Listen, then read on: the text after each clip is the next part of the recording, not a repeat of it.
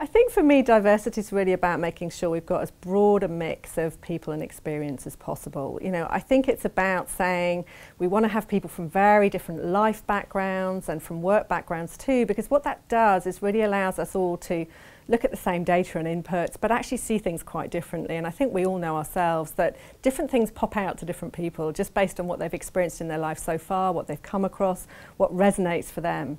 And so I think in the end that really helps this business be as creative and inventive and actually just anticipate what's coming next, which really for us, being a business which is all about delighting consumers, is potentially a huge source of competitive advantage.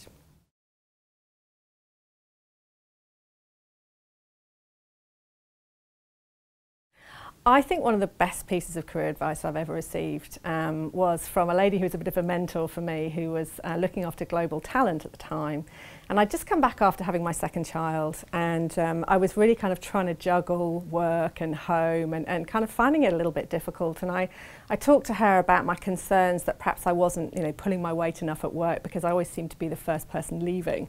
Conversely, I always seemed to be the last person picking up my children as well. And I was just feeling, a little bit kind of caught between the two places, and I said, I just feel I'm not contributing as much as I was before. And she said to me, have you actually asked anyone what they think? And it really kind of made me realise, because the answer was no, it made me realise that I was kind of imposing all these judgments on myself about what I thought people thought, instead of really just looking back and saying, okay, what's the reality of the situation? And in fact, what I found out was that my boss said, I think that you're contributing more than you ever did because you're incredibly focused. And actually I'm going to consider employing more women part-time. And so it really gave me a kind of great insight into a big theme I think I have now in the way I think about work, which is I think you've got to lead your own way. I think you've really got to be clear about what you think's important, what you think matters, and lead for that and not be constrained or let yourself be defined by the prevailing culture in the organisation at the time.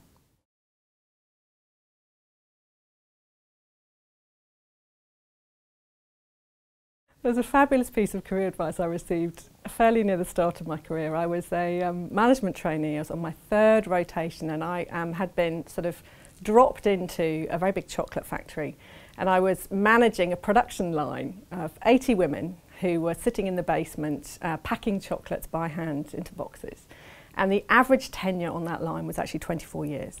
So they knew everything about packing chocolates, and I knew very little. And so it was an amazing kind of experience for me actually in learning about what it was to lead. But when I finished that assignment, my boss, who was the factory manager, said to me, I can't find any fault with what you've done, Amanda. I don't know what to write on this appraisal form, but I do need to give you one piece of advice. And that piece of advice is that in the end, you're never going to make it in manufacturing because you're the wrong sex and you're too short. And I remember, just as I am now, just laughing. Saying, I don't think that's the case, and I think it'll be fine. But it's actually a piece of advice that's really stayed with me my whole career. It's just an example of what not to say and what not to believe, because I do really believe that, today more than ever, these things don't define who you are, and I think you really can be whatever you want to be.